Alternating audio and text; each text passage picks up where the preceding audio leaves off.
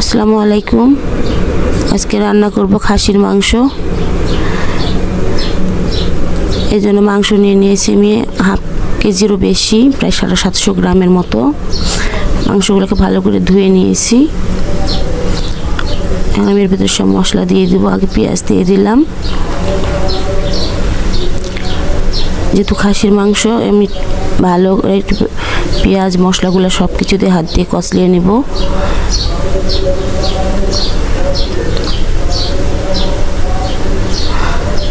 গরম মশলাগুলো দিয়ে দিয়েছি, তেজপাতা, গরম মশলা, এক এক করে সব মশলাই দিব। হলুদের গুঁড়া দিলাম,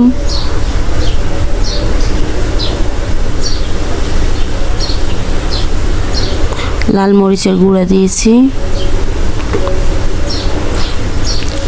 খাসির মাংসতে একটু ঝালটা বেশি হলে ভালো লাগে, এই জন্য ঝালের পরিমাণটা আমি একটু বেশি দিয়েছি। পরে কাঁচামরিচও দিব। দিয়ে দিলাম ধনে গুঁড়া, জিরে গুঁড়া দিলাম, লবণ দিয়ে এখন আমি খুব ভালোভাবে মাংসটাকে, লবণ আর তেল দিয়ে এখন ভালোভাবে মাংসটাকে আমি মাখিয়ে নিব।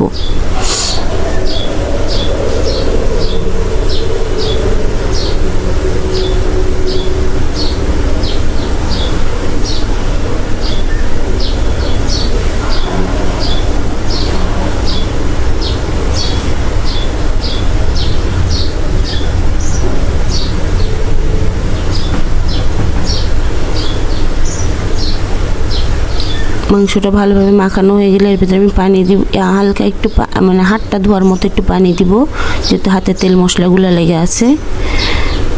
দিয়ে আমি এটাকে ঢাকনা দিয়ে ঢেকে প্রেসারেই দিব। একটু তাড়াতাড়ি আছে এই জন্য। আর পরে উপর দিয়ে আমি একটু পেঁয়াজ দিয়ে দিলাম। ঢাকনা লাগিয়ে দিব না, কিন্তু একটু কষিয়ে নিয়ে তারপর আমি ঢাকনাটা লাগাবো সিদ্ধ হওয়ার জন্য।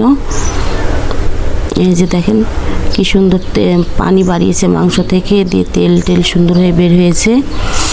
এখন আমি এটাকে কষিয়ে নেব এভাবেই।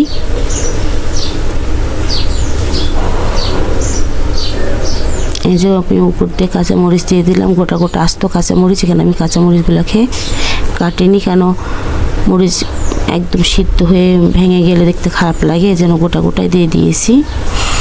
আর লাল মরিচ তো দিয়েছি, গুঁড়া মরিচ লাল দিয়েছি।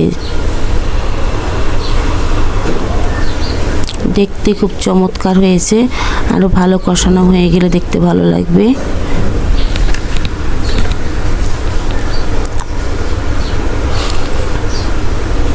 একটু আলু দিয়েছি, একটা আলুকে 4 ভাগ করে সেই আলুটা দিয়ে আমি একসাথে কষিয়ে নিচ্ছি, ভাজা করে নিচ্ছি ভালো করে মাংসটা।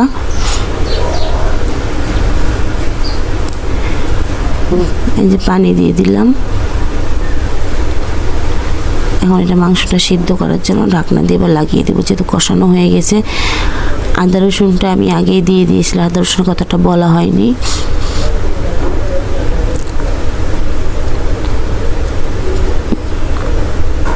আদা রসুনের কথাটা বলা হয়েছিল না, পরে দিয়েছি। ভিডিওটা কেমন লাগলো অবশ্যই জানাবেন লাইক কমেন্টের মাধ্যমে।